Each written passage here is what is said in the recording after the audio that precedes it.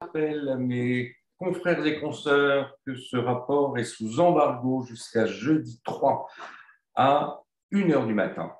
Ça tombe bien, il n'y a rien à la télé ce soir-là, donc on pourra travailler cette pour respecter l'accord de Paris et tenter de stabiliser le réchauffement à 1,5 degré, qui est, vous le savez tous, l'objectif le plus ambitieux du dit accord, nous devons collectivement, c'est-à-dire au niveau mondial, abattre de 45% nos émissions de gaz à effet de serre entre 1990 et 2030. Voilà ce que nous disent les climatologues. Ce qu'ils ne nous disent pas, c'est qui doit faire quoi, c'est-à-dire quels sont les objectifs que les pays les plus émetteurs doivent respecter.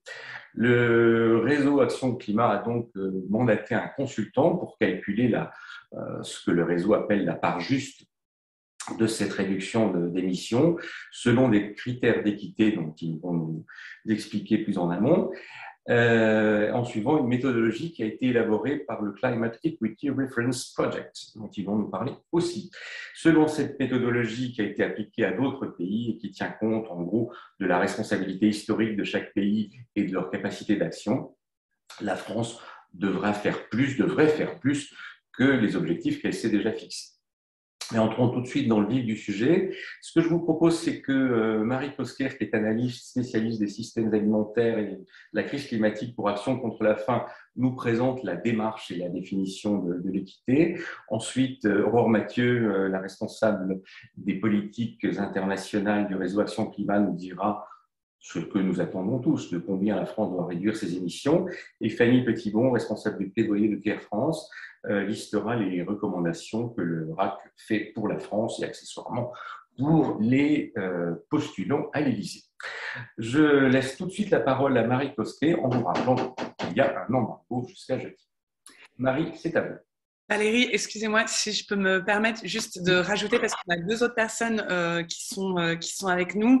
Il y a ma collègue Anne Bringot du réseau Action Climat qui sera aussi là pour… Elle est avec nous. Voilà, qui sera aussi là pour répondre à d'éventuelles questions spécifiques sur la politique domestique. Et je voudrais aussi donner rapidement la parole à Yann pour qu'il se présente. Il ne fait pas partie du réseau Action Climat, mais je le laisse se présenter.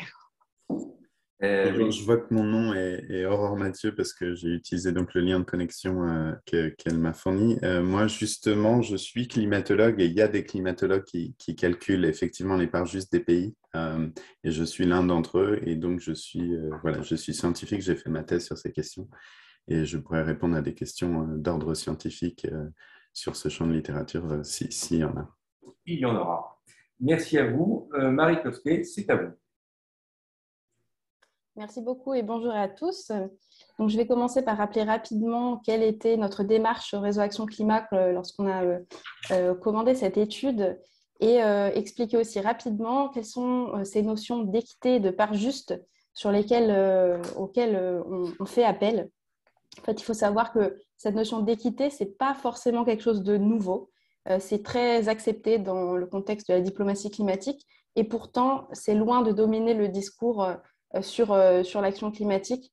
Donc, on a vraiment voulu insister là-dessus pour que ce soit au cœur des discours actuels. En fait, on part d'un constat au réseau Action Climat, c'est que les personnes les plus touchées par la crise climatique sont celles qui sont le moins responsables, donc dont le mode de vie est moins émetteur en CO2, principalement dans les pays du Sud, et pourtant donc, sont touchées par les plus forts impacts. Et de l'autre côté, les pays du Nord sont responsables historiquement de plus grande partie des émissions de gaz à effet de serre et leur développement est aussi basé sur une certaine exploitation des ressources naturelles et des populations dans les pays du Sud. Donc, selon une notion d'équité vis-à-vis de la crise climatique, c'est les pays du Nord, donc les plus responsables, qui devraient agir en premier lieu et qui ont la plus grande responsabilité et qui doivent agir le plus rapidement possible. Alors, je vous disais, donc, ce principe d'équité, ce n'est pas quelque chose de nouveau. On a notamment les responsabilités communes mais différenciées qui sont inscrites dans l'accord de Paris. Mais malgré ça, malgré le fait que ce soit des notions acceptées au niveau international, on parle rarement de la répartition de l'effort global de lutte contre la crise climatique. Donc, vous l'avez rappelé en introduction, le GIEC nous rappelle que on doit réduire nos émissions de 45% d'ici à 2030. Mais malgré cela, comment les pays doivent se répartir l'effort? On a tenté de répondre donc à cette question pour la France, à savoir concrètement quelle serait la part juste de la France dans cet effort global si on se place du point de vue de l'équité et de la justice climatique. Et c'était important pour nous, à la fois pour avoir des chiffres, des ordres de grandeur qui nous permettent au moins de dire que la France est loin de faire sa part juste. Mais c'est aussi très important, au-delà de ces chiffres, donc, qui sont des ordres de grandeur, vous le verrez, pour remettre vraiment au cœur des discours la notion d'équité et toute l'approche justice climatique qu'on défend au réseau Action Climat. Et je vais terminer là-dessus pour dire que c'est extrêmement important dans le contexte actuel de parler d'équité, puisqu'on est dans un contexte où les États, les pays du Nord, se refusent de faire le strict minimum en matière d'action climatique, tout en se présentant comme des champions du climat avec beaucoup d'annonces de neutralité carbone. C'est aussi important dans le contexte où les engagements en matière de financement climat ne sont pas respectés et sont de toute façon loin de couvrir les besoins qui sont grandissants pour s'adapter à la crise climatique.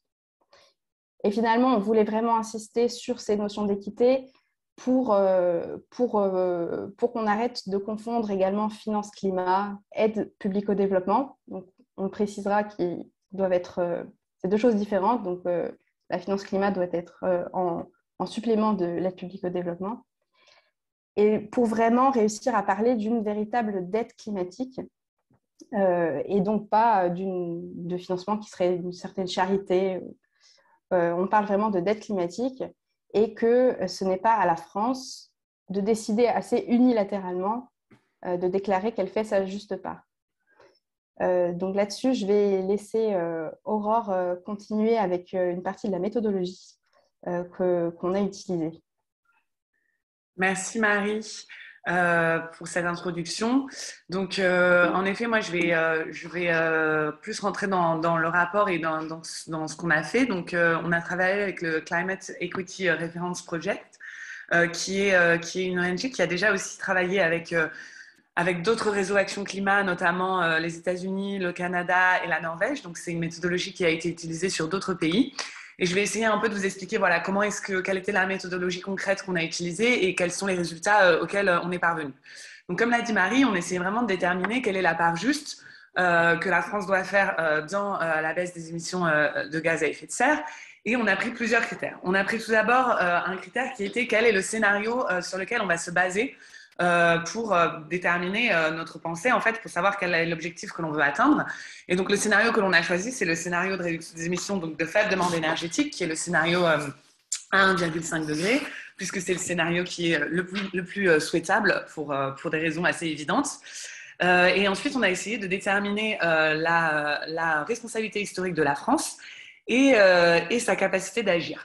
Donc, la responsabilité historique, on a essayé de réfléchir à comment est-ce qu'on va définir sa responsabilité historique, quelle va être la date de départ de calcul des émissions de CO2. Comme l'a dit Marie, on est aujourd'hui dans une situation où il y a certains pays qui ont une longue histoire d'émissions et qui sont largement responsables aujourd'hui de la crise climatique qu'on voit, et d'autres pays qui ont beaucoup moins émis. Donc, si on regarde la France, on est remonté à l'année 1850 pour calculer ces émissions, et notamment parce que c'était une date qui nous paraissait intéressante pour deux raisons.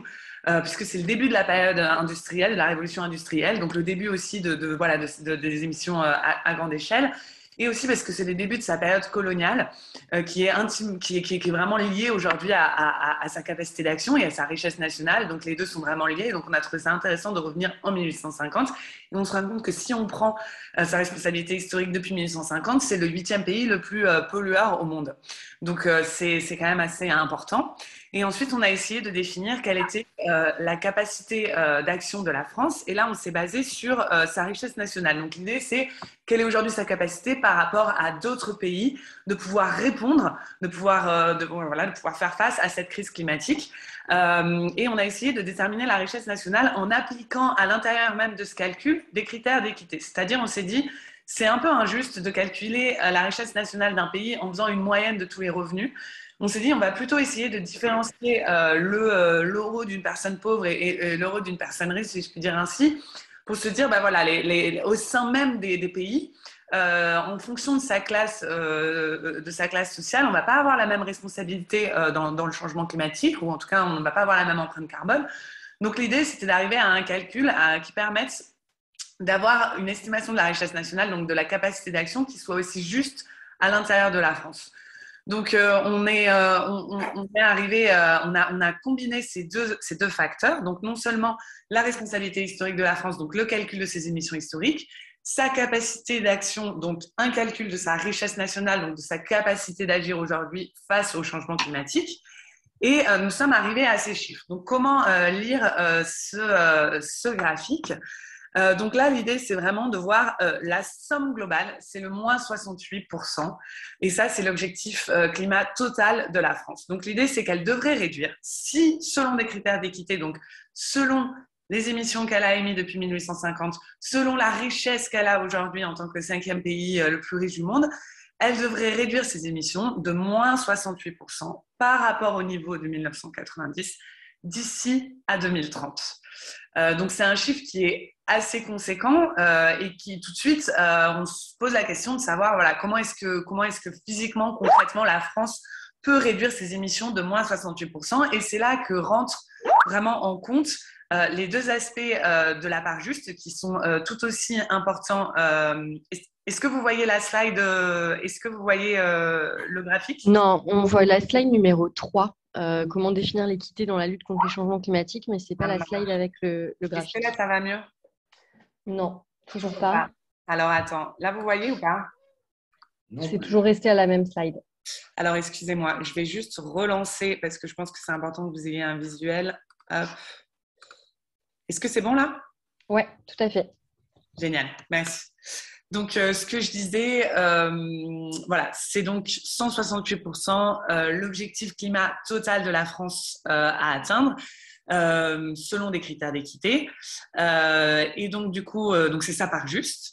Et donc, du coup, se pose la question de savoir comment est-ce que la France va la mettre en œuvre et notamment, comment est-ce qu'à l'intérieur de ce 68%, il va y avoir une partie dont elle va s'acquitter sur le plan national et une partie dont elle va s'acquitter sur le plan international. Et là, c'est vraiment important de comprendre que la part juste de la France, c'est pas juste ses émissions, ses réductions d'émissions sur le plan domestique, mais c'est aussi comment est-ce qu'elle va contribuer aux réductions d'émissions d'autres pays, à l'adaptation au changement climatique, aux pertes et dommages, via notamment une coopération internationale.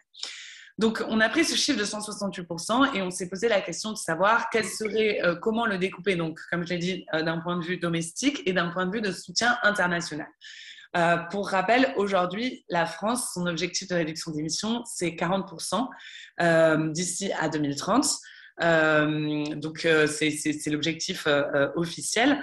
Et nous, on a réfléchi et on s'est dit, OK, sur ces 168%, quel est le potentiel nationale d'atténuation, donc elle devrait faire domestiquement. On est arrivé à 65% de réduction d'émissions devrait être faite sur le plan domestique et le reste devrait être traduit, si je puis dire, en coopération internationale et notamment en soutien financier aux pays du Sud à hauteur de 400 milliards d'euros d'ici à 2030. Donc encore une fois, ce sont des chiffres qui sont vraiment basés sur cette méthode scientifique qui nous permettent d'avoir une idée que si on applique ces critères d'équité, de responsabilité historique, de capacité d'action, c'est ce que la France devrait faire pour s'acquitter de cette part juste. Et ça nous permet aussi de comprendre vraiment qu'aujourd'hui, notre part juste, c'est vraiment une dette climatique envers des pays qui ont moins émis et qui sont aujourd'hui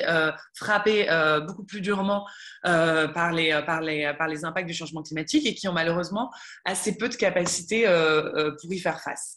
Je ne vais pas rentrer dans les détails tout de suite du calcul pour ne pas perdre un peu l'idée de ce qu'on attend de la France et je vais plutôt passer la parole à Fanny pour qu'elle puisse justement nous dire qu'est-ce que ça signifie concrètement pour la France dans la mise en œuvre de sa politique, que ce soit sur le plan domestique ou ou internationales.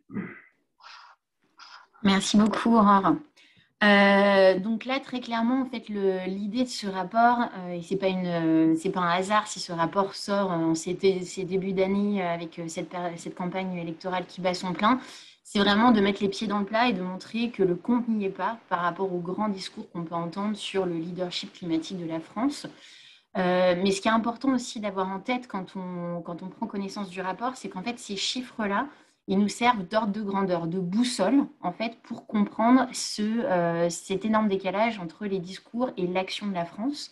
Comme l'a montré, comme l'a rappelé Aurore, les objectifs de la France, à la fois en termes de réduction d'émissions d'ici 2030, ne sont pas alignés avec la trajectoire de 1,5 degré. Et donc ces engagements financiers sur le climat, c'est-à-dire de mobiliser 30 milliards d'ici 2025 sous forme de finance climat pour les pays du Sud, pour nous, est insuffisant. Donc clairement, ce rapport démontre que les objectifs de la France ne reflètent ni sa responsabilité, ni sa capacité d'action pour lutter contre le changement climatique. Donc là, c'est vraiment primordial que la France, en tant que principal pays émetteur, fasse plus et plus vite. Donc notamment sur la réduction des émissions de gaz à effet de serre, donc il doit être d'au moins 65% d'ici 2030. Là, l'idée, ce serait que la France, notamment, mette en place des réformes sectorielles dans les secteurs de l'industrie, notamment en décarbonant l'industrie, mais aussi dans le secteur des transports, par exemple en accompagnant les ménages les plus modestes dans l'achat de véhicules moins polluants, en développant une véritable politique de transport en commun à l'échelle de l'ensemble du territoire, mais aussi que la France accélère la transition vers une agriculture durable en promouvant bien sûr un modèle agroécologique plutôt qu'un modèle agro-industriel, en s'attaquant aux élevages massifs, aux engrais azotés de synthèse notamment, puisqu'on a vu que les émissions liées à l'agriculture, qui sont conséquentes en France, ont baissé de manière très insuffisante ces dernières années. Et puis, bien sûr, la France doit agir sur l'aspect des énergies renouvelables. Je pense que vous avez tous et toutes vu le comparatif qui est ressorti tout récemment, je crois que c'était en début de semaine, sur le fait que la France est quand même le seul pays parmi les 27 membres de l'Union européenne à avoir manqué son objectif en matière d'énergie renouvelable pour 2020. Que ce soit sur le bois, sur l'hydraulique, mais aussi l'éolien et le solaire, alors que d'autres pays européens, tous les autres pays ont réussi. Donc ça, c'est vraiment une partie extrêmement importante sur la réduction des émissions.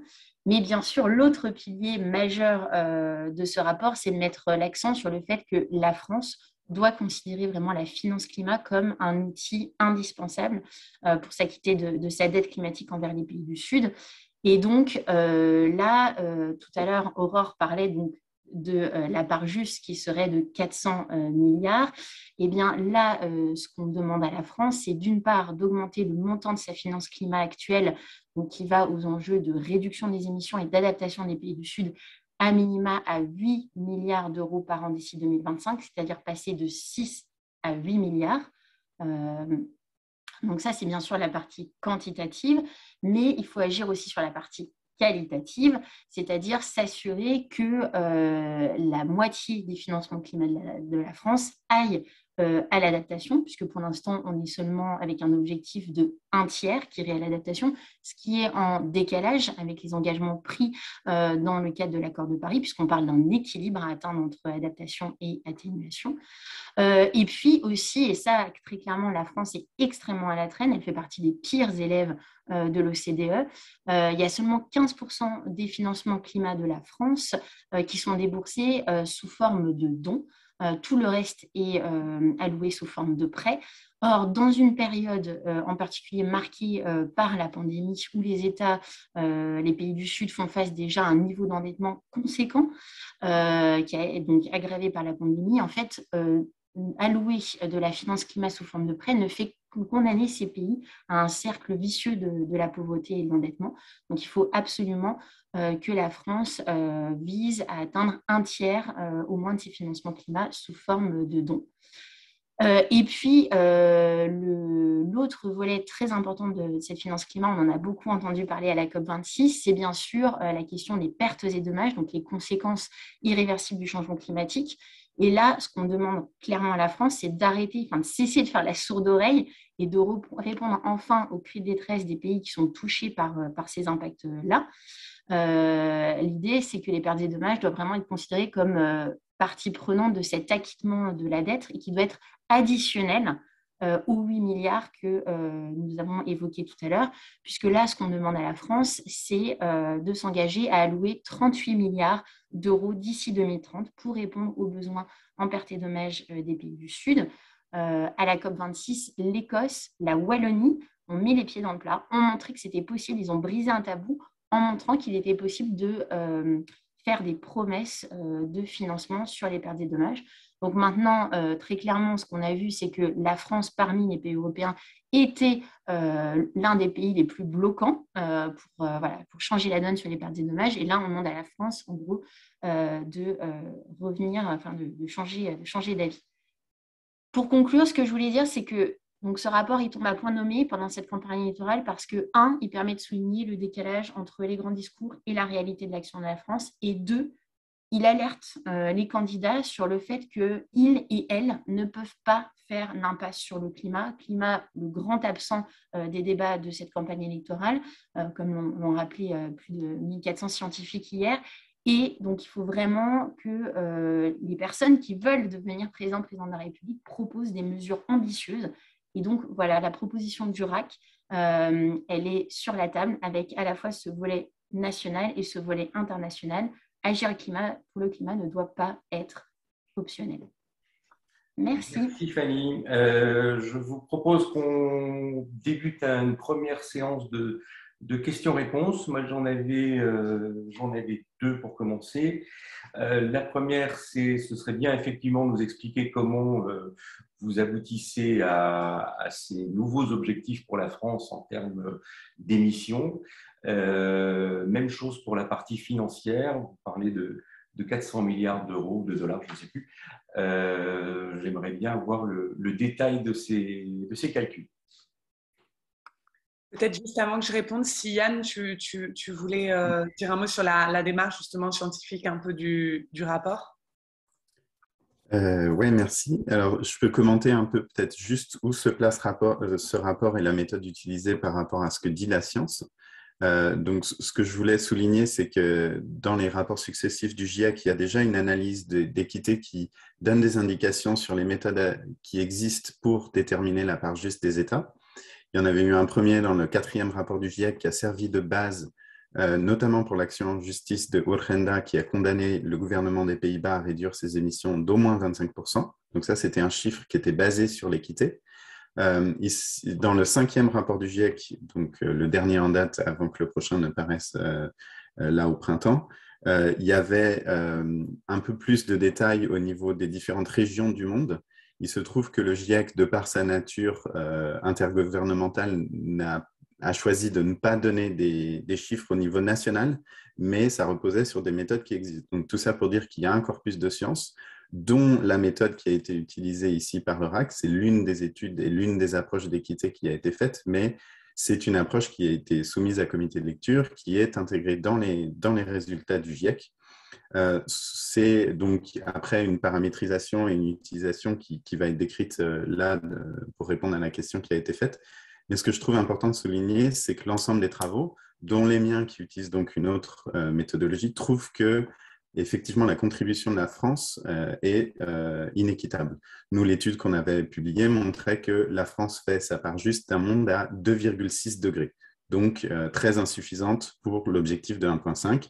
Il y a d'autres méthodes encore que vous connaissez peut-être, le Climate Action Tracker, qui ne donne pas les résultats pour la France, mais qui va le faire bientôt et qui donne pour l'Union européenne, et qui montre aussi que l'engagement même de l'Union européenne et même le nouveau à 55% n'est pas aligné avec une part juste de la mise en œuvre de l'accord de Paris. Et donc, l'objectif de 40% de la France, qui était une contribution à l'ancien objectif de 40% de l'Union européenne, est évidemment très insuffisant par cette lecture. Donc, je trouvais ça important de dire que ça, c'est une des méthodes scientifiques, mais l'ensemble des méthodes est d'accord sur le fait que la contribution de la France est insuffisante. Et enfin, pour l'approche de l'idée sa part juste peut être réalisée par une combinaison d'efforts domestiques et de contribution à la solidarité internationale, c'est aussi exactement dans la compréhension de ce que sont les parts justes. C'est décrit dans les rapports du GIEC. Après, la question de la répartition du pourcentage entre ce qu'on fait à la maison et ce qu'on fait en termes de solidarité internationale, c'est une question qui est aussi ouverte à la question nationale et elle devient de plus en plus pertinente là avec le résultat de la COP26 et la mise en place effectivement d'un cadre de comptabilité pour pouvoir guider ces échanges-là. Il y a des exemples avec la Suisse qui a un partenariat avec le Pérou, etc. Donc, on va voir de plus en plus la mise en place de ce type d'accord. Et du coup, cette étude a le mérite de proposer une méthode scientifique pour proposer une contribution. Ce que n'a pas fait la France, normalement, les pays se sont engagés sous l'accord de Paris et sous l'ONU à expliciter dans leur contribution nationale à expliquer comment ils sont arrivés à cette part juste, quelle a été la méthode de calcul et en quoi elle est juste. Et ça, l'Union européenne ne l'a pas fait. La France est avec l'Union européenne pour ce mécanisme. Et du coup, je trouve que en tant que scientifique, c'est ça vraiment qui manque. Souvent, dans les pays, on ne voit pas la description. Il y a des pays qui le font. On ne voit pas la description et la justification dans quoi l'objectif, en l'occurrence des 40%, constitue une part juste. Et l'alternative, effectivement, proposée ici, a le mérite d'avoir cette clarté. Est-ce que l'un d'entre vous peut publier dans le chat un lien menant à l'étude qui montrerait que la France contribue à un réchauffement de 2,6 degrés, dont vient de parler Yann? Je vais la partager. Oui. Merci beaucoup. Est-ce qu'on peut répondre à la partie financière de la première série de questions? Bien sûr. Donc, pour répondre à votre question, donc comment qu'on est arrivé aux chiffres, donc, en gros, on a calculé donc, la responsabilité historique à partir de 1850 et on a pris, comme je vous l'ai dit, le scénario de faible demande énergétique. Et on a dit sur ces 168%, il va falloir déterminer une part nationale. Et ensuite, il va falloir déterminer en effet comment est-ce qu'on va traduire le reste des pourcentages en argent. Donc sur la finance climat, on a essayé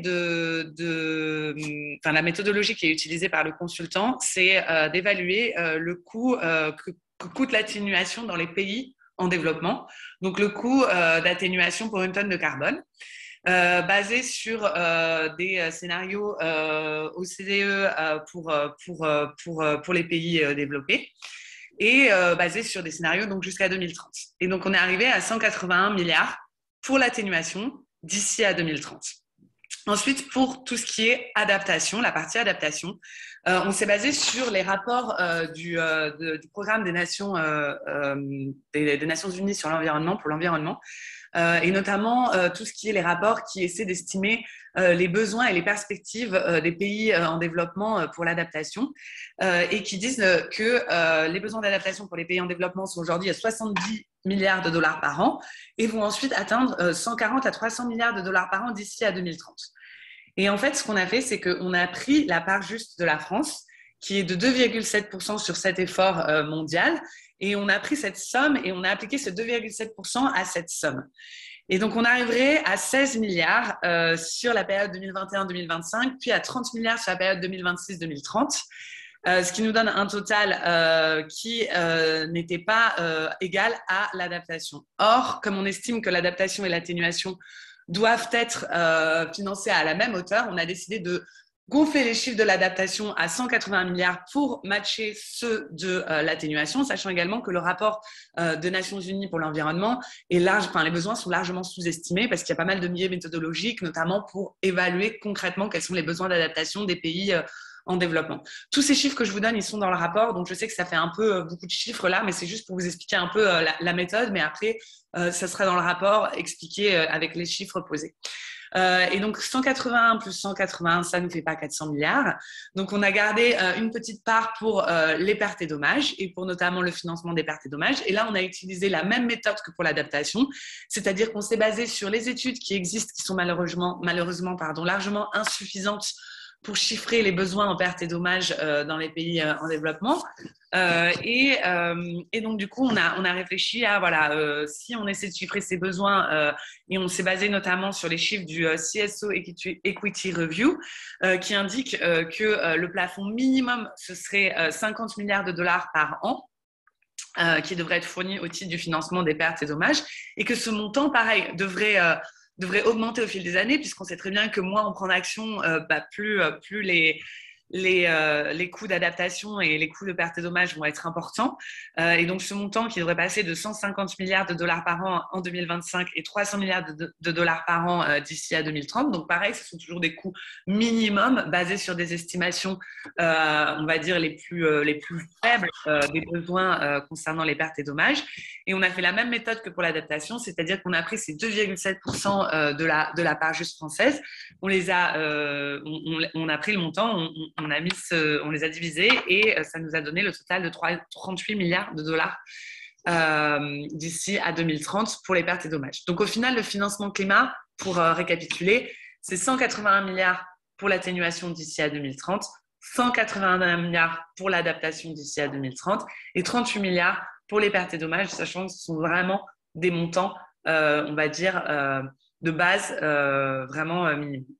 Concernant, je ne sais pas si j'enchaîne sur la part domestique ou s'il y a des questions sur ça déjà, parce que je sais que c'est beaucoup de chiffres. Il y avait une question concernant le consultant, savoir qui c'était. Bien sûr, le consultant s'appelle Christian Holtz. Je vais mettre son nom dans le chat. Tout ça, ce sera bien entendu marqué dans le rapport. Et il travaille pour le Climate Equity Reference Project. Donc, comme je l'ai dit au début, c'est une méthodologie qui a déjà été utilisée pour les États-Unis, pour le Canada, pour la Norvège. Juste pour vous donner un peu à titre de comparaison pour ces trois pays, on est à peu près dans le même ordre de grandeur sur les parts justes. Pour les États-Unis, on est à 195% d'ici à 2030, donc avec la même méthodologie, c'est-à-dire ils ont calculé la responsabilité historique, ils ont calculé la capacité d'agir. Donc, on est à moins 195% d'ici à 2030 par rapport au niveau de 2005. Et eux, ils ont calculé qu'il y avait 800 milliards de dollars qui devraient aller à la finance climat. Pour le Canada, on était à 140% d'ici à 2030. Et fait assez intéressant et qui montre bien que la méthodologie est basée aussi sur la capacité d'action et donc sur la richesse nationale. La Norvège a une part juste de 430% d'ici à 2030 par rapport au niveau de 1990. Donc là, on est beaucoup plus haut. Et la raison, c'est notamment que la Norvège a un PIB par personne beaucoup plus élevé. Donc, on estime que sa capacité d'action est beaucoup plus forte pour répondre à la crise climatique. Et donc, du coup, ça part juste et en ressort beaucoup plus importante, bien sûr, avec une responsabilité historique également importante. Donc, ça, c'est le consultant qui a travaillé aussi sur ces parts justes et qui, donc, du coup, a pu nous fournir aussi cette comparaison avec les autres pays pour aussi se rendre compte qu'on s'inscrit aussi dans une dynamique sur les parts justes qui n'est pas juste française, mais qui est une question que d'autres sociétés civiles et d'autres personnes se posent dans les autres pays, on va dire, développés et riches. Y a-t-il d'autres questions chez les journalistes? N'hésitez pas.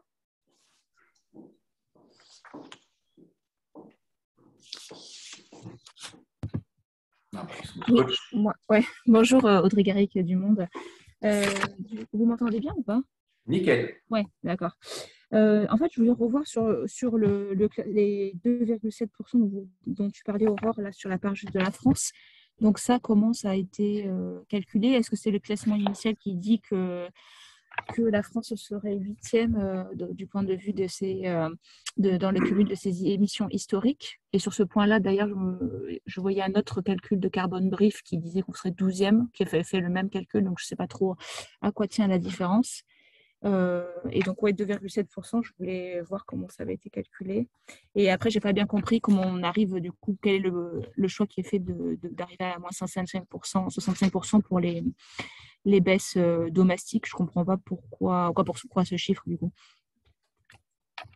Merci. Merci Audrey. Je vais commencer, puis je laisserai la parole à Yann après. Sur la différence entre 8e et 12e, donc en fait, nous, notre calcul, il se base sur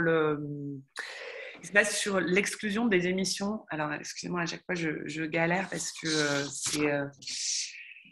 c'est assez chronophage. Ouais, les émissions et les retraits liés à l'utilisation des terres, changement d'affectation des terres et foresterie, donc le LULU TCF, là, donc ces émissions-là, en fait, elles ont été exclues de notre calcul pour les émissions historiques, ce qui explique en fait la différence avec le calcul de Carbon Brief. Donc en fait, Carbon Brief, quand il va calculer les émissions historiques, il va prendre en compte les émissions qui sont basées sur les retraits liés à l'utilisation des terres et notamment le changement d'affectation des terres et les foresteries, alors que nous, on les a exclus du calcul, et ce qui explique pourquoi est-ce que la France en fait remonte dans le classement par rapport à celui de Carbon Brief.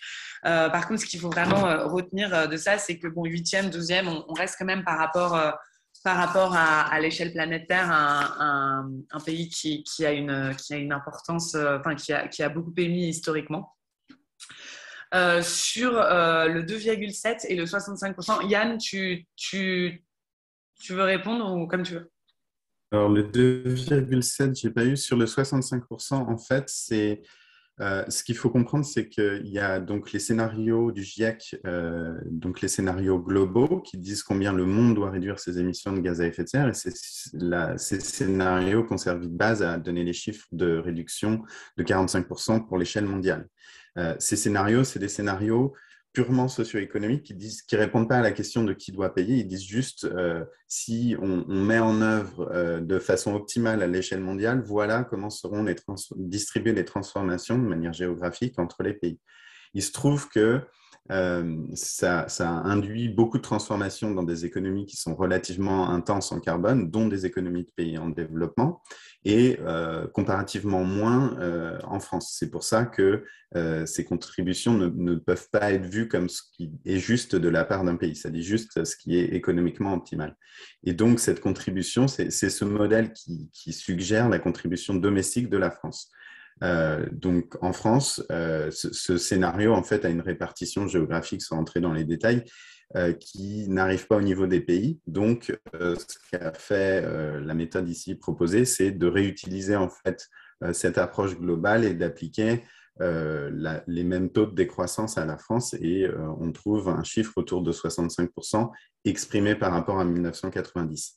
Je pourrais mettre, il y a une autre étude qui a fait avec une modélisation basée aussi sur le PIB et sur l'intensité carbone, et il trouve quelque chose de très similaire de 62%. Donc, c'est un peu la méthode, mais ce qui est important de comprendre, c'est que c'est vraiment basé sur une approche économique à l'échelle globale, et c'est qu'une partie de la contribution que la France doit faire pour faire sa part juste. Et donc, en fait, le 2,7%, ma compréhension, c'est qu'il est exprimé par rapport à, sur ces 45% de réduction d'émissions d'ici à 2030, la part de la France dans ça serait de 2,7. Et donc, en fait, on utilise après ce chiffre pour diviser, pour essayer aussi d'avoir la part dans le financement de l'adaptation, enfin dans les parts. Donc on va estimer les coûts totaux d'adaptation et les coûts totaux de pertes et dommages, et on va reprendre ce 2,7% pour savoir dans ces coûts totaux combien la France doit contribuer. Je ne sais pas si c'est clair.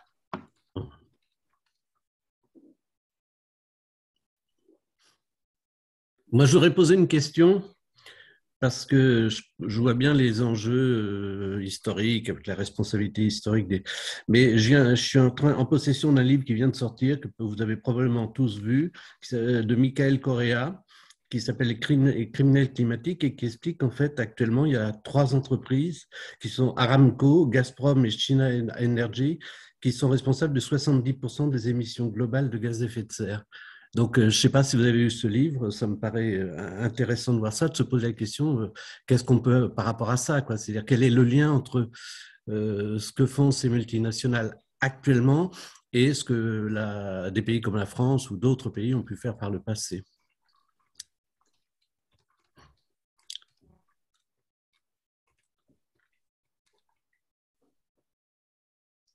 Je ne sais pas si Fanny ou Marie, vous souhaitez répondre?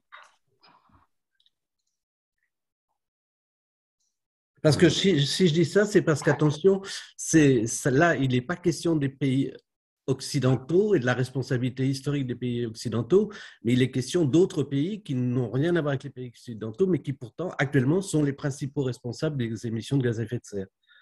Oui. Yann, vas-y, et puis je compléterai.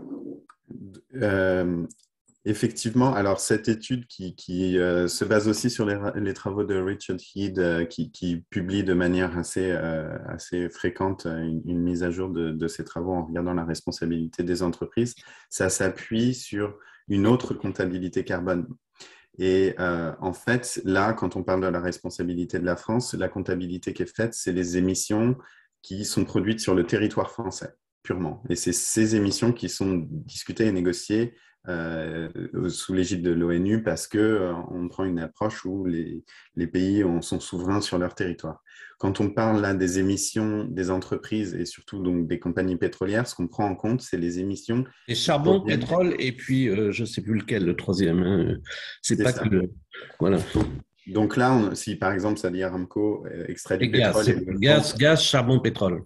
C'est ça, les énergies fossiles. Donc si Saudi Aramco produit du pétrole, par exemple en Arabie Saoudite, et le vend à la France, ici dans cette étude qui parle des 70% de la responsabilité qui proviendrait de ces entreprises, c'est en attribuant les émissions qui vont provenir de la combustion du pétrole à Saudi Aramco. Donc, effectivement, ces entreprises ont eu la responsabilité de mettre ces énergies fossiles sur le marché, en plus d'un lobbying et de beaucoup de mensonges d'un point de vue climatique, scientifique. Mais d'un point de vue de comptabilité nationale, les émissions qui sont émises sur le territoire français comptent pour la France, peu importe qu'elles proviennent de Saudi Aramco, enfin qu'elles proviennent de pétrole produit en Arabie Saoudite, etc. Donc tout ça pour dire que ce n'est pas des chiffres qu'on va considérer de manière additive, mais c'est des chiffres qui effectivement traduisent une responsabilité sur les émissions. Donc, en l'occurrence, les émissions qui proviennent du pétrole de Saudi Aramco, il y a à la fois une responsabilité de Saudi Aramco, et si on prend cette comptabilité, il y en a 70% qui proviendraient de ces entreprises, comme vous le disiez, mais il y a aussi une responsabilité nationale, c'est la France qui choisit d'importer et de consommer ce pétrole en France. Donc, tout ça pour dire que c'est deux grilles de lecture, mais elles ne sont pas incompatibles. Elles ne sont pas additives, mais elles ne sont pas incompatibles. Peut-être juste pour rebondir sur ce que disait Yann, c'est une précision importante. Nous on a fait le choix de baser ce calcul sur les émissions territoriales dans le rapport et non pas sur les émissions fondées sur la consommation. Donc, les émissions qui vont être créées à travers qui vont être délocalisées, on va dire, dans d'autres pays à travers la demande française, pour la simple raison qu'en fait, quand on prend l'année 1850, on se rend compte que ça dilue un peu en fait l'importance des émissions, le poids que les émissions fondées sur la consommation vont avoir, alors que si on avait pris une date de début de responsabilité historique plus récente, par exemple 1990, on serait rendu compte que comme c'est un phénomène relativement récent, ça aurait eu plus d'importance dans le calcul des émissions. Donc, en effet, là, le rapport, il est vraiment basé sur les émissions territoriales, mais il ne faut pas oublier que la France, à travers sa demande et sa consommation, est aussi responsable d'émissions extraterritoriales et ce que disait Yann, d'acheter ou de solliciter la production de biens qui sont émetteurs. Et que c'est quelque chose qui reste aussi, on va dire, éthiquement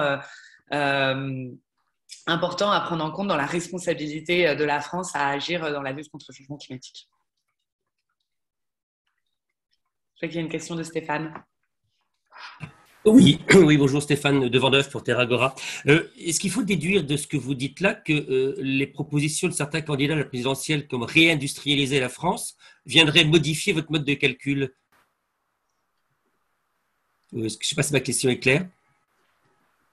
Si en fait on fait revenir certaines industries en France et que donc on les remet sur le territoire national, puisque c'est la notion territoriale qui prime, est-ce que ça aurait donc un impact sur votre mode de calcul et donc est-ce que ça viendrait, comment dirais-je, affecter la France en termes d'indice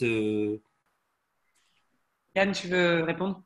Je peux répondre. En fait, c'est justement l'importance de la part juste et la liberté quant à comment l'atteindre. ça ne modifierait pas la question de la part juste de la France. La France, alors selon ses calculs ici, est responsable de contribuer à une réduction de 168% de ces niveaux de 1990, donc un certain montant en termes de tonnes de CO2. Donc ça, c'est sa responsabilité. Elle doit contribuer à ça pour le monde. Après, comment est-ce qu'elle peut y arriver? Ici, le rapport suggère donc un certain montant en contribution nationale et qui serait donc aligné avec une mise en œuvre globalement économique, donc à l'échelle du monde, mais ça ne changerait pas sa responsabilité quant à comment l'atteindre. Après, si elle rapatrie effectivement une production industrielle, ça va influencer ses émissions sur le territoire national. Mais vraiment, ce qui est important, le concept de part juste, lui, n'est pas du tout affecté parce qu'il peut être rempli de différentes manières entre l'aide internationale et la contribution nationale. Pour rebondir sur la question de Stéphane, il y a au moins 2 études, l'une de l'UNIDEN, l'une de RTE, qui disent que rapatrier sur le territoire métropolitain une partie de l'industrie, et pas seulement lourde, pourrait contribuer à réduire l'empreinte carbone française. C'est ça, donc en prenant en compte l'empreinte carbone, c'est-à-dire l'ensemble de la contribution de la France au-delà des émissions territoriales. Et le HCC, le Haut Conseil pour le climat, met en perspective la contribution nationale et l'empreinte carbone. Mais c'est vrai que, comme le disait Aurore tout à l'heure, ici, ça a été les émissions territoriales qui ont été prises en compte, aussi parce que les objectifs de la France, dont l'objectif de 40%, concernent que les émissions territoriales. Alors, je vais dire une question annexe. On a parlé de certaines industries, mais on n'a pas beaucoup parlé de l'industrie du médicament, les industriels de la santé, qui, me semble-t-il, ont une part importante également dans les émissions de carbone, non?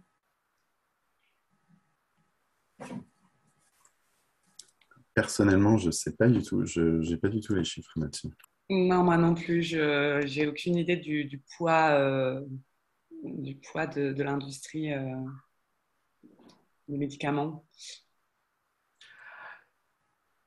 Peut-être pour répondre à la question dans le chat de Julien, qui demande comment faire en sorte que ce débat émerge dans l'opinion publique. Peut-être juste pour commencer, puis peut-être Fanny et Marie, vous pourrez compléter si vous le souhaitez, mais c'est quand même un débat qui est omniprésent de plus en plus dans le mouvement climat, cette question de justice climatique, cette question d'équité et de faire en sorte que l'action climatique française soit aussi basée, soit aussi fondée sur une part de son rôle dans la création de la crise climatique. Je pense qu'une bonne manière de faire en sorte que ça émerge dans le débat français, c'est un peu aussi, c'est ce qui explique bien le rapport au début, mais notamment de faire un parallèle avec la crise du Covid et avec cette idée que aujourd'hui, qu'on le veuille ou pas, la crise climatique, elle impacte tout le monde, un peu comme le Covid impacte tout le monde, et que du coup, il faut forcément une résolution qui est basée sur la coopération internationale, parce que, et c'est un peu ce qui est mis beaucoup en avant dans les médias notamment, c'est que si des pays continuent d'émettre alors que d'autres sont en train de réduire, au final, on arrivera un peu au même résultat à la fin. Et donc, du coup, porter ce discours de l'équité doit être au centre d'une coopération internationale, c'est aussi s'assurer que la coopération internationale, elle est fonctionnelle et que donc, in fine, ça nous servira aussi à nous dans l'atteinte de nos objectifs. Donc, je pense qu'il y a tout ce discours à porter, et encore une fois, le beau parallèle avec le fait qu'aujourd'hui, les vaccins soient pas partout dans le monde et que du coup, la création de nouveaux variants freine un peu la sortie de pandémie. Qui peut être aussi amené et qui va un peu dépasser en effet les clivages que vous mentionnez et qui sont très, qu'on ressent en effet beaucoup sur ces questions de responsabilité historique, de regarder le passé pour informer nos choix futurs. Je m'arrête ici. À contrario, est-ce que vous n'avez pas l'impression de faire beaucoup de ne pas convaincre un grand nombre de gens? Je veux dire par là que les objectifs que vous proposez sont tellement gigantesques, aussi bien en termes financiers qu'en termes de baisse d'émissions, pour ne pas dire irréalistes, dans un délai aussi court. Est-ce que vous pensez que ce discours est crédible vis-à-vis du plus grand nombre? Là, je pense qu'il faut quand même s'adresser au-delà de la bulle des climato-convaincus, etc. Ce n'est pas cela que vous devez convaincre, c'est les 40 millions de Français qui, de temps en temps, font la fresque du climat, qui en sortent le plus souvent complètement sidérés. Peut-être, je veux bien répondre là-dessus. Je pense que vous avez noté en fait que dans la présentation de rapport, il y a deux échelles. Il y a d'une part la part juste pour recadrer, pour donner une idée de l'ampleur de l'action qui devrait être menée, et puis d'autre part les recommandations qu'on a vis-à-vis de la France, puisque par exemple on ne parle pas de cette demande de 400 milliards. On est sur une demande de passer en gros de 5 milliards à 6 milliards par an d'ici 2025, par exemple, pour l'atténuation et l'adaptation, et donc 38 milliards pour les pertes et dommages. Donc il y a ce côté pragmatisme et réalisme par rapport à là où on en est aujourd'hui et comment on peut petit à petit amener la France, enfin que ce soit l'État français, mais aussi les gouvernements qui vont se succéder, à accélérer et augmenter l'ambition de la France. Donc ça, c'est une première réponse. Je voulais aussi dire par rapport à ce que disait Aurore sur comment convaincre les Français. En fait, les Français n'ont pas forcément pour l'instant, n'ont pas besoin d'être convaincus. On le voit notamment dans le cadre de tous les sondages qui sortent en cette période. Les enjeux climatiques, les enjeux environnementaux font partie des enjeux prioritaires pour les Français qui qui sont vraiment montés par rapport à 10-15 ans auparavant, où vraiment on était principalement sur les enjeux de réduction du chômage, d'augmentation du pouvoir d'achat. Donc il y a vraiment cette question de l'avenir, de notre avenir, de l'avenir de nos enfants qui est prioritaire pour les Français. Et ce qui est important, c'est que sur la question de est-ce que les Français vont être prêts du coup à faire des efforts, s'il y a bien un enseignement qu'on peut tirer notamment de la crise des Gilets jaunes, c'est que, et qui parfois a été analysé comme les Français ne sont pas prêts, n'ont pas envie de cette transition, c'est pas tant ça qu'ils ne sont pas prêts à le faire si elle n'est pas accompagnée de mesures justes socialement, puisque bien sûr dire à des ménages précaires que il faut réduire leur consommation, il faut rénover leur logement, il faut utiliser des moyens de transport moins polluants, eh bien, il faut accompagner ça, notamment financièrement, en développant les réseaux de transport en commun, en apportant des aides, des subventions pour la rénovation des logements. Tout ça, ça va pas. Évidemment, on n'est pas tous égaux par rapport à notre capacité d'action au quotidien. Et donc ça, c'est éminemment important. Donc, je pense que c'est important de le mettre aussi en perspective par rapport à aussi une ligne de communication du gouvernement qui est beaucoup sur la responsabilité des individus. Bien sûr, l'action individuelle, elle est importante, mais l'action étatique et la mise en place de politiques nationales, structurelles sur tout un tas de secteurs est vraiment essentiel. Voilà, je voulais juste rajouter ces éléments. Oui, pour rebondir sur la question de Valérie, moi je me posais un peu la même question. Je trouve que même si je comprends évidemment parfaitement la notion d'équité et ce que vous avez voulu faire, et je trouve que c'est très intéressant de parler de cette part juste, je trouve que les résultats sont assez difficiles à appréhender et le fait de donner ces chiffres qui sont gigantesques, de dire il faudrait baisser de 168%, donc comme c'est impossible, en fait on répartit entre 65% et 400 milliards d'euros, mais comme 400 milliards c'est impossible, on demande 8 milliards par an à la France. On ne peut pas trop en fait comment on passe à chaque fois d'un chiffre à l'autre, et du coup pourquoi 8 alors qu'en fait il faudrait que ce soit 400, donc ça fait 40 milliards par an en fait, vu que c'est 400 d'ici à 2030. Je trouve que c'est un peu compliqué en fait à l'expliquer. Oui, juste rapidement, je te laisse la parole après Yann, juste pour rebondir sur ce que tu dis Audrey, je pense que l'importance de ce rapport, c'est déjà, en dehors des chiffres en eux-mêmes, c'est de replacer la question de comment on se répartit l'effort entre pays pour atteindre ces 45%. Et quels critères devraient rentrer en compte pour définir nos politiques, que ce soit au niveau national et que ce soit au niveau international. Après, les chiffres, ils sont intéressants parce qu'ils donnent un ordre de grandeur. Un ordre de grandeur pour comprendre qu'aujourd'hui, avec 40% La France, elle est très loin de faire sa part. Et avec 30 milliards d'ici à 2030 de finances climat, la France, elle est très, très loin de faire sa part. On entend un discours qui est de dire oui, on fait notre juste part, on est présent, etc. Or, nous, on se tient un peu en disant bah non, c'est pas le cas. Parce que si on prend cette méthodologie, qui est une méthodologie scientifique basée sur des scénarios d'atténuation, faible demande énergétique, etc., on voit que vous n'y êtes pas. Après, on voit très bien aussi, et c'est ce que vous avez signalé, Valérie, qu'on ne peut pas arriver et dire vous n'y êtes pas, c'est 400 milliards qu'il faut faire, on demande 400 milliards. On a conscience que tout ça, c'est des chiffres, c'est des ordres de grandeur, c'est des illustrations, mais qu'il y a beaucoup d'autres facteurs à prendre en compte, notamment dans la définition de l'objectif de réduction nationale. Ce n'est pas juste une modélisation basée sur la faible demande énergétique, mais il y a bien entendu des facteurs sociaux à prendre en compte, comme le disait Fanny, des facteurs de justice sociale aussi, etc. Et donc, du coup, nous, ce qu'on veut vraiment, que ces chiffres ils soient plutôt une espèce de boussole pour pousser à augmenter et à se baser sur ce qu'ils devraient faire, mais pas porter ces chiffres comme… après, oui, bien sûr, dans un monde idéal, on aimerait que ce soit ça, mais on a aussi conscience, comme je le disais, que ce sont des chiffres qui sont à titre illustratif et que du coup, cette définition d'objectif, cette définition de finance climat, elle va aussi être informée par d'autres facteurs qui ne sont pas dans cette étude.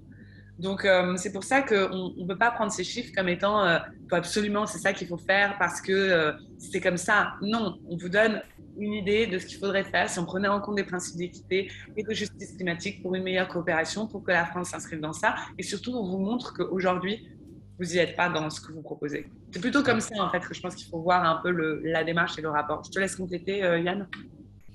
Ouais, peut-être tout simplement d'un point de vue scientifique, encore une fois, c'est une approche, un modèle qui a le mérite d'être scientifique, qui prend en compte la responsabilité historique depuis 1850. Il y aurait d'autres approches, il y a d'autres façons de modéliser. Donc, le chiffre en lui-même, effectivement, c'est un chiffre qui repose sur une méthode valide et revue, mais on pourrait en avoir d'autres.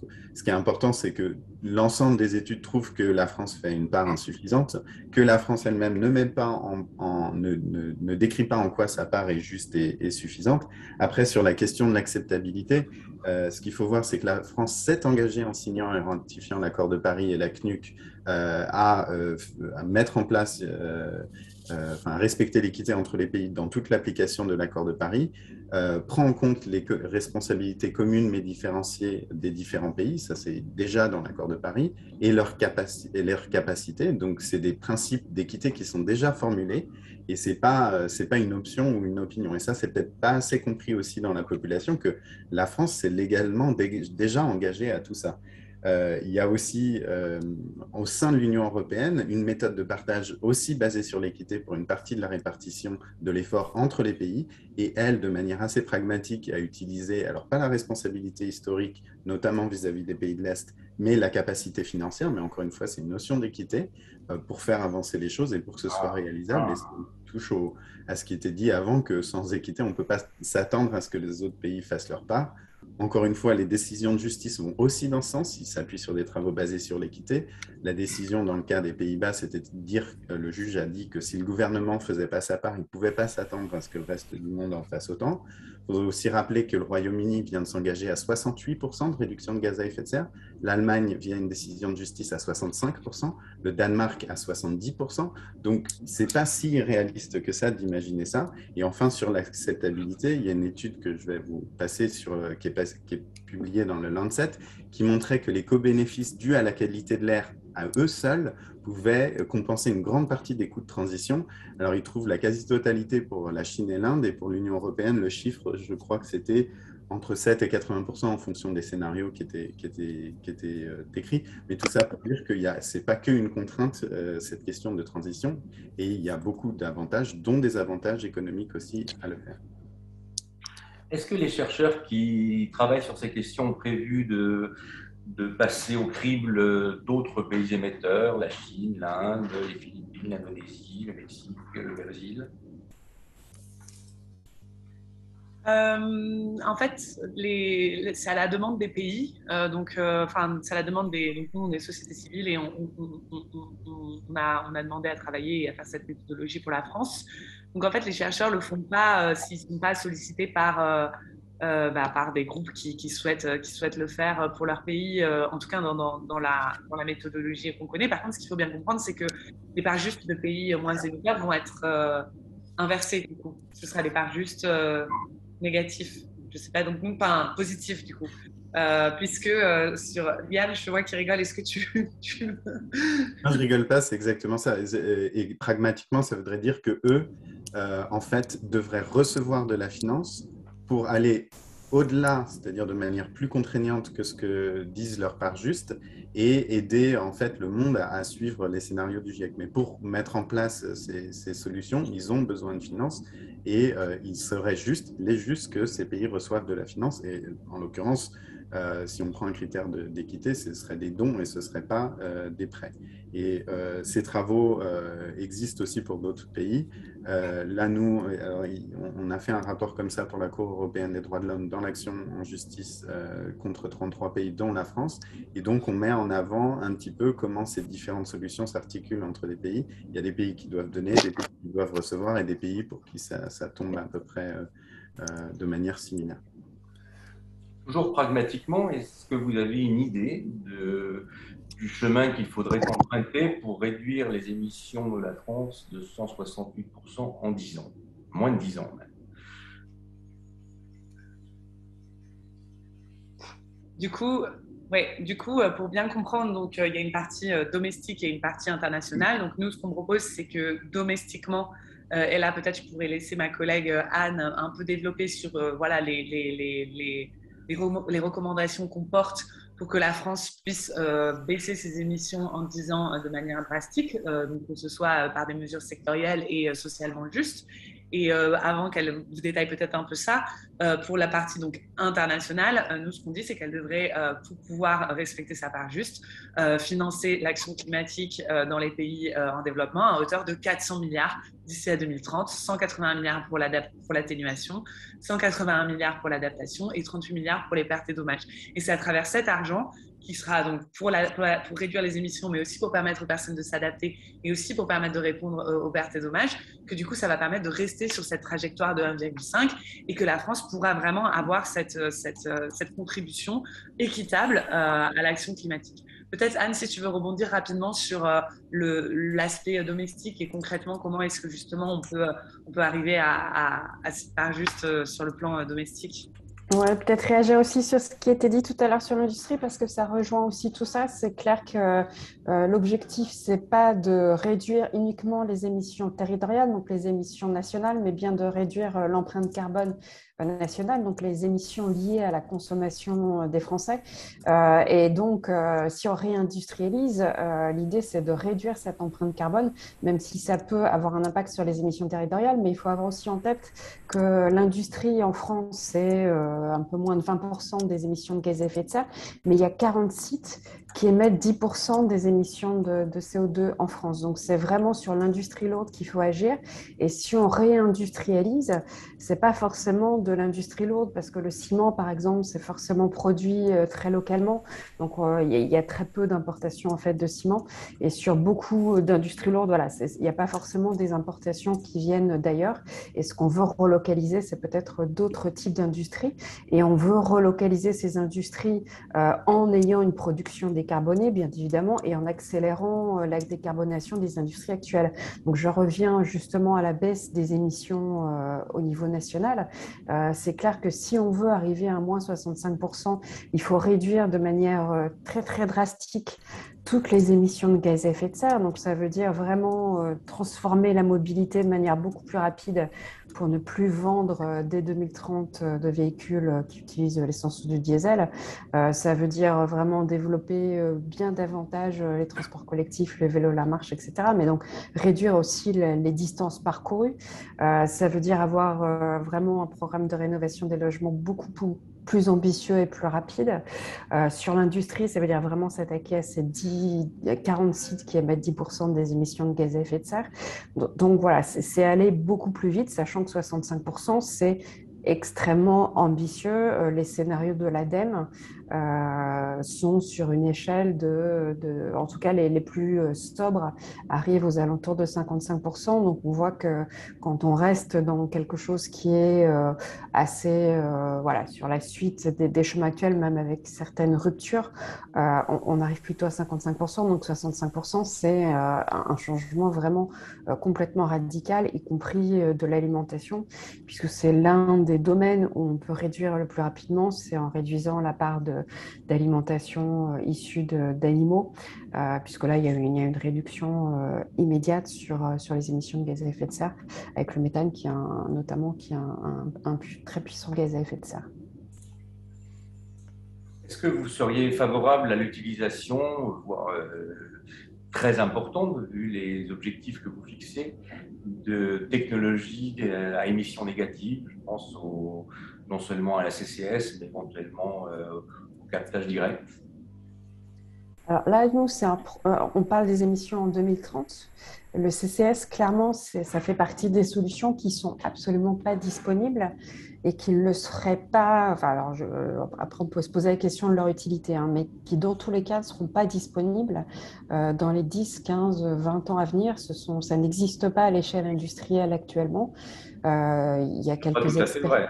Pas tout à fait vrai. Il y a quand même des Norvégiens qui en font, il y a des Américains qui en font. Ça reste des petits projets, c'est vraiment pas à grande échelle. Si on veut vraiment l'utiliser, que ça a un impact perceptible, il faudrait des projets à très grande échelle. Alors après, c'est souvent vu sur la production d'électricité. Je rappelle qu'en France, certains s'en félicitent, on a une production d'électricité décarbonée, donc c'est pas tel, et on va fermer les centrales à charbon, donc on n'a pas vraiment d'enjeu CCS sur la production d'électricité. Reste le secteur de l'industrie lourde, effectivement, il y a peut-être sur certains secteurs, on va pouvoir utiliser de l'hydrogène, mais sur d'autres, peut-être qu'on pourrait envisager du CCS, mais ça restera assez marginal pour le cas national, et on ne voit pas comment ça pourrait se développer d'ici à 2030 de manière suffisamment rapide, sachant que les coûts sont extrêmement élevés, que les lieux de stockage n'existent pas forcément, que si on veut transporter du carbone vers des lieux de stockage éloignés, mer du Nord, c'est des infrastructures qui n'existent pas non plus et qui vont demander beaucoup de temps. Donc voilà, c'est quelque chose qui n'est pas du tout à l'échelle de temps qui est celle de notre étude. Peut-être je vois qu'il y a la question de Julien dans le chat sur la question de l'équité, un enjeu indéniable, et comment le garder en tête après les enjeux socio-économiques. Je pense que justement tout l'enjeu, c'est de bien comprendre que les enjeux socio-économiques qui sont ancrés dans la question de l'équité, en fait, c'est pas soit l'un ou soit l'autre, et qu'on répond notamment même l'action climatique, en fait, c'est que les enjeux socio-économiques ne sont pas contradictoires à l'action climatique, et qu'au contraire, les deux sont interdépendants. Et je pense que concernant les déclarations de la Chine et concernant la manière de concevoir ça d'un point de vue, on va dire, international, entre les pays qui, en effet, refusent de mettre en question leur droit au développement, c'est justement en remettant sur le devant de la scène le fait que les pays riches et développés ne font pas suffisamment, pour l'instant ne sont pas exemplaires, que ce soit sur le plan domestique, mais que ce soit aussi sur le plan de la finance climat, et que donc du coup ils sont d'autant plus moins en position de demander à d'autres pays d'agir, d'autres pays peut-être moins responsables historiquement ou avec une moins grande capacité d'agir. Et donc je pense que tout l'enjeu de l'équité, c'est un peu ce qui est aussi dit dans le rapport, c'est que tant que la France ne tend pas vers sa part juste, ou en tout cas n'essaie pas d'augmenter ses objectifs pour tendre vers cette part juste, et pour en tout cas intégrer ces questions d'équité, que ce soit dans sa politique domestique, mais dans sa politique internationale aussi, c'est très compliqué de pouvoir coopérer avec d'autres pays sur cette question-là, et de pouvoir un peu se poser aussi en donneur de leçons, et de pouvoir attendre d'autres pays qu'ils fassent plus d'efforts que ce que la France fournit en tant que responsable historiquement. Donc c'est pour ça que ces questions d'équité, elles ne ressortent pas toujours en tant que telles, mais elles sont quand même très déterminantes des relations et des fractures aujourd'hui qui existent notamment entre pays développés et pays en développement sur le climat. Et la manière dont elles sont adressées sont aussi déterminantes de comment est-ce que les pays en développement vont jouer le jeu, et les pays émergents aussi, vont jouer le jeu sur la réduction des émissions, sur leur propre réduction d'émissions de gaz à effet de serre. Yann, sur Oui, très brièvement, j'ai travaillé aussi en tant que conseiller diplomatique.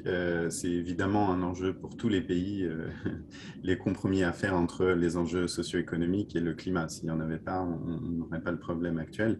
Et c'est là justement que c'est important de voir l'équité, que ces sacrifices ne viennent pas que d'un côté.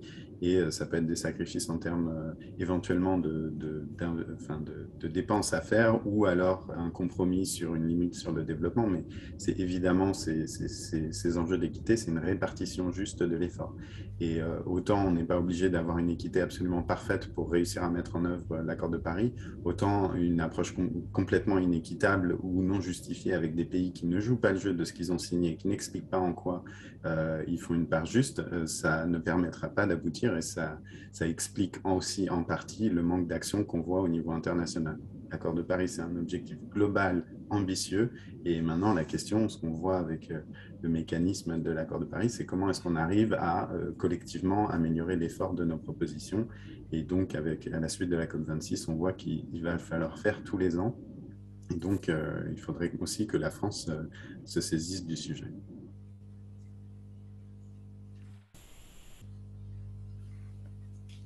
Si ma mémoire est bonne, le principe de responsabilité commune mais différenciée a été inscrit en 1964 pour la première fois dans un document de l'ONU. Je crois que c'était un accord de la CNUSED. Il figure également dans la Convention cadre de 1992.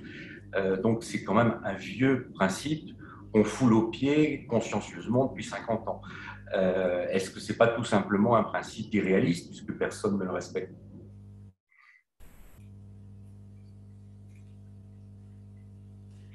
Moi, d'un point de vue d'observateur scientifique et de conseiller, je dirais que ce n'est pas parce qu'on n'arrive pas à le mettre exactement en place qu'il n'a pas d'influence et que ce ne serait pas pire sans. Et je pense que